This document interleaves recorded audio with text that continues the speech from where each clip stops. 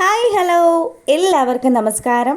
Serial മാന്യ variety സ്റ്റോറീസിൻ്റെ ഏറ്റവും പുതിയൊരു വീഡിയോയിലേക്ക് എല്ലാവർക്കും സ്വാഗതം. അപ്പോൾ ഞാൻ എത്തിയിരിക്കുന്നത് നമ്മുടെ മൗനരാഗം സീരിയലിൻ്റെ ഇന്നത്തെ ആ ഒരു സൂപ്പർ ഹിറ്റ് വിശേഷമൊക്കെ ആയിട്ടാണ്.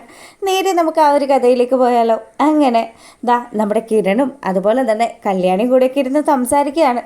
അപ്പം കല്യാണി പറയുന്നുണ്ട്, കിരണേട്ടാ ഞാൻ ഡൽഹി പോകുന്ന സമയത്ത് കിരണേട്ടനെ പിരിയാനായിട്ട് എനിക്ക് ഭയങ്കര വിഷമമൊക്കെ ഉണ്ട്.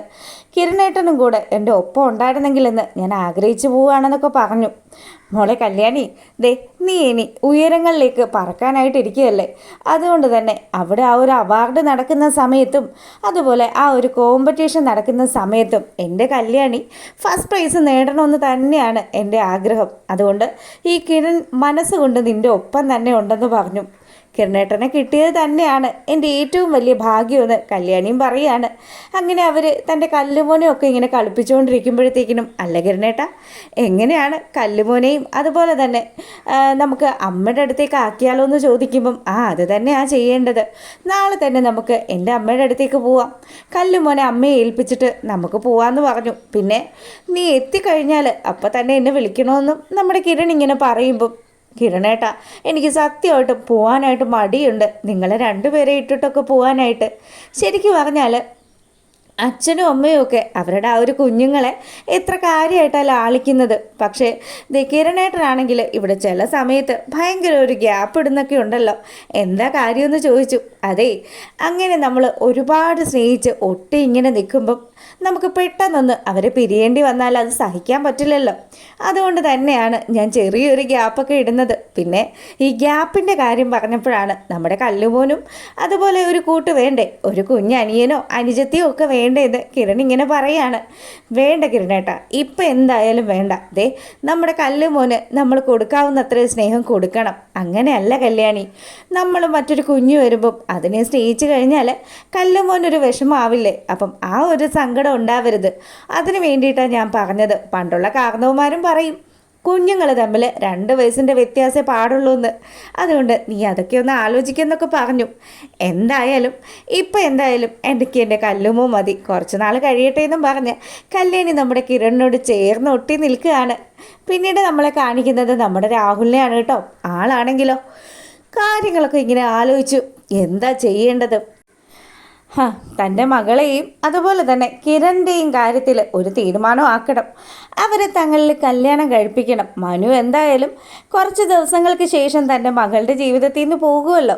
ഈ കാര്യങ്ങളൊക്കെ ആലോചിച്ച് നമ്മുടെ ബഗാസുരൻ ഇരിക്കുന്നത് കാണിക്കുകയാണ്. നാളെ രാവിലെ തന്നെ രൂപയെ പോയിന്ന് കാണണം. അവളാണെങ്കിലോ ഭർത്താവിനെ ഇപ്പം തട്ടിക്കളയുമെന്നും പറഞ്ഞ് അവൻ്റെ അടുത്ത് പോയി നിൽക്കാൻ തുടങ്ങിയിട്ട് കുറച്ച് നാളായി. ഇതുവരെ ഒരു തീരുമാനം ഉണ്ടായിട്ടില്ല. അപ്പം അവളുടെ കാര്യത്തിൽ എന്തെങ്കിലുമൊക്കെ ഒന്ന് അന്വേഷിക്കണമെന്നൊക്കെ വിചാരിച്ച് നമ്മുടെ ബഗാസുരൻ ഇങ്ങനെ ചിന്തിച്ചുകൊണ്ടിരിക്കുമ്പോൾ നമ്മളെ കാണിക്കുന്നത് മനുവും അതുപോലെ തന്നെ നിഷയും തമ്മിലുള്ള ആ ഒരു ഫസ്റ്റ് നൈറ്റിൻ്റെ സീനുകളാണ്. അപ്പം അവരാണെങ്കിൽ ഇങ്ങനെ ഇരിക്കുമ്പോഴത്തേക്കിനും മനു ആണെങ്കിലോ ഭയങ്കര സങ്കടമുള്ളതുപോലെയൊക്കെ അഭിനയിക്കുകയാണ്. എൻ്റെ അമ്മാവും മരിച്ചിട്ട് പോലും നിഷയെ നിന്നെ കണ്ട മുതൽ നിന്നോടുള്ള ആ ഒരു സ്നേഹം ഉള്ളത് കൊണ്ട് മാത്രമാണ് ഞാൻ ഇപ്പം തന്നെ ഈ വിവാഹത്തിന് തന്നെ സമ്മതിച്ചത്. പിന്നെ ഇനിയും നിന്നെ പോലെയുള്ളൊരു സുന്ദരി കുട്ടിയെ ഉപേക്ഷിച്ച് അങ്ങനെ ജീവിക്കാൻ എനിക്ക് പറ്റത്തില്ലല്ലോ. എന്തായാലും എൻ്റെ ഭാഗ്യം തന്നെയാണ് റോണിയേട്ടനെ കിട്ടിയതെന്നൊക്കെ പറഞ്ഞ് അവൾ നമ്മുടെ മനുവിൻ്റെ നെഞ്ചിലേക്ക് ഇങ്ങനെ ചാഞ്ഞു വീഴുകയാണ്. പിന്നീടാണെങ്കിലോ അവരുടെ ആ ഒരു ഫസ്റ്റ് നൈറ്റ് അവിടെ അങ്ങ് നടക്കുന്നു. പിറ്റേ ദിവസം മോർണിംഗ് ആയി. അപ്പോഴാണെങ്കിൽ നമ്മുടെ മനു ഇങ്ങനെ ഉറക്കമൊക്കെ ഉണർന്നു കേട്ടോ. പുള്ളിക്കാരനാണെങ്കിൽ അടുത്തിങ്ങനെ നോക്കുമ്പോൾ നിഷയെ കാണുന്നില്ല. അങ്ങനെ എല്ലാ അർത്ഥത്തിലും ഒരുത്തി കൂടി എൻ്റെ ഭാര്യയായിരിക്കുന്നു എന്നും പറഞ്ഞ് ഇവൻ ഇങ്ങനെ മനസ്സിൽ ആലോചിച്ചുകൊണ്ട് നിൽക്കുമ്പം ഒരു കപ്പ് കാപ്പിയൊക്കെ ആയിട്ട് മുടിയൊക്കെ ഇങ്ങനെ ഈറനണിഞ്ഞ് നമ്മുടെ നിഷ അങ്ങോട്ട് കടന്നു വരികയാണ്. അപ്പം നിഷ കൊടുത്ത ആ ഒരു കാപ്പി, മോളെ ഇതെന്ത് കാപ്പിയാണ്? എനിക്ക് മസാല കാപ്പിയാണ് കേട്ടോ ഇഷ്ടം, നീ ഇനി മുതൽ അങ്ങനെ ഉണ്ടാക്കി തരണമെന്നൊക്കെ പറഞ്ഞു. അപ്പോഴത്തേക്കിന് നിഷ പറഞ്ഞു, അയ്യോ എന്നാൽ ഞാൻ ഇതുകൊണ്ട് മാറ്റിക്കൊണ്ട് വരട്ടെ എന്ന് ചോദിക്കുമ്പം, വേണ്ട, നീ ആദ്യമായിട്ട് ഉണ്ടാക്കി കൊണ്ടുവന്നതല്ലേ, സാരയില്ല എന്ന് പറഞ്ഞ് മനു അത് വാങ്ങി കുടിക്കാൻ തുടങ്ങുകയാണ്. അപ്പോൾ അവനൊരു കാര്യം ഇങ്ങനെ ആലോചിച്ചതുപോലെ അതെ മോളു, എത്രമാത്രം സങ്കടം എനിക്കുണ്ടെന്ന് നിനക്ക് അറിയോ? എൻ്റെ അമ്മാവൻ അതുപോലെ എന്നെ സ്നേഹിച്ച് വളർത്തിയതാണ്. കാര്യം പുള്ളിക്കാരൻ ചത്തുപോകണമെന്നൊക്കെ ഞാൻ ആഗ്രഹിച്ചിരുന്നെങ്കിലും പക്ഷേ ഇത് ഇത്ര പെട്ടെന്നാവരുതായിരുന്നു. അദ്ദേഹം ഒരുപാട് എന്നെ കൊഞ്ചിച്ചാണ് വളർത്തിയത്. എൻ്റെ അച്ഛനും അമ്മയും തന്ന സ്നേഹത്തെക്കാട്ടിലും കൂടുതൽ എൻ്റെ അമ്മാവനാണ് എന്നെ സ്നേഹിച്ചത് എന്നൊക്കെ പറഞ്ഞ് മനു മുടിഞ്ഞ സെൻറ്റിമെൻറ്റ്സ് ഇറക്കുകയാണ്. അപ്പം നിഷയാണെങ്കിലോ തൻ്റെ എത്രമാത്രം നല്ല സ്വഭാവമുള്ളൊരു പയ്യനാണെന്നൊക്കെ ആലോചിച്ച് ഇവളാണെങ്കിലും മനുവിനോട് പറഞ്ഞു, എന്നാൽ ഒരു കാര്യം ചെയ്താലോ, ഇപ്പം നമ്മുടെ വിവാഹമൊക്കെ കഴിഞ്ഞില്ലേ, നമുക്കെന്നാ അങ്ങോട്ട് പോയി അമ്മാവനെയും വീട്ടുകാരെയും അവരെയൊക്കെ ഒന്ന് പോയി കണ്ടാലോ എന്ന് ചോദിക്കുക. മോളു, ഇന്നലെയാണ് എൻ്റെ അമ്മാവൻ്റെ അടക്കമൊക്കെ കഴിഞ്ഞത്. അപ്പം ആ സമയത്ത് ഞാൻ ഇവിടെ വിവാഹം നടത്തിയെന്നൊക്കെ അവർ അറിഞ്ഞു കഴിഞ്ഞാൽ ഇപ്പം നിനക്കറിയാമല്ലോ, സത്യങ്ങൾ എൻ്റെ അച്ഛനും അമ്മയ്ക്കും മാത്രമേ അറിയുള്ളൂ. അപ്പം ഇതൊക്കെ അവരൊക്കെ അറിഞ്ഞു കഴിഞ്ഞാൽ അത് വലിയൊരു വിഷയമാകുമെന്നൊക്കെ പറഞ്ഞ് ഇവനാണെങ്കിലോ നാടകം കളിക്കുകയാണ്. അപ്പം അവൾ പറഞ്ഞു, അങ്ങനെയാണെങ്കിൽ പോട്ടെ, നമുക്ക് മറ്റൊരു ദിവസം പോവാന്നും പറഞ്ഞ് മനുവിനെ ആശ്വസിപ്പിക്കുകയാണ്. പിന്നെ ആ ഒരു സീൻ കഴിയുമ്പോഴാണെങ്കിലോ നമ്മളെ കാണിക്കുന്നത്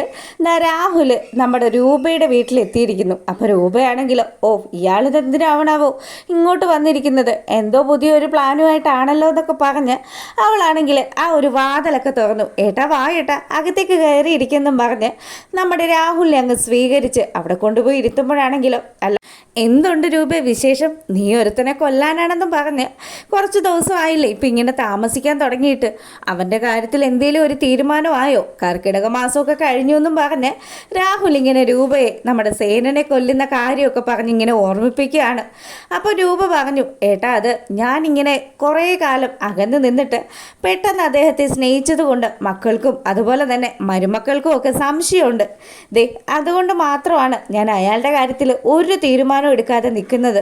പിന്നെ എൻ്റെ രാഹുലേട്ടൻ പറയുന്നത് പോലെ എപ്പോൾ വേണമെന്ന് പറഞ്ഞാൽ മതി, അതിനുള്ളൊരു സാഹചര്യം ഒത്തു വന്നു കഴിഞ്ഞാൽ ഞാനത് ചെയ്തിരിക്കും എന്നുള്ള ആ ഒരു വാക്ക് നമ്മുടെ രൂപ കൊടുക്കുകയാണ്. എൻ്റെ ജീവിതം തകർത്തിട്ട് അയാളിപ്പം വന്നിരിക്കുന്നു എൻ്റെ കെട്ടിയോനെ കൊല്ലാനായിട്ടെന്നൊക്കെ പറഞ്ഞ് ഇവളിങ്ങനെ മനസ്സിൽ ആലോചിക്കുമ്പോഴത്തേക്കിനും, അല്ല ഏട്ടൻ ഇനി മറ്റെന്തെങ്കിലും കാര്യം പറയാനുണ്ടോ എന്ന് രൂപ അവനോട് ചോദിക്കുകയാണ്. എനിക്കൊരു കാര്യം കൂടെ പറയാനുണ്ട്. അല്ല നമ്മൾ മറ്റൊരു കാര്യം കൂടെ സംസാരിച്ചിരുന്നല്ലോ, നമ്മുടെ സരയുൻ്റെയും കിരണിൻ്റെയും കാര്യം നിനക്കറിയാലോ.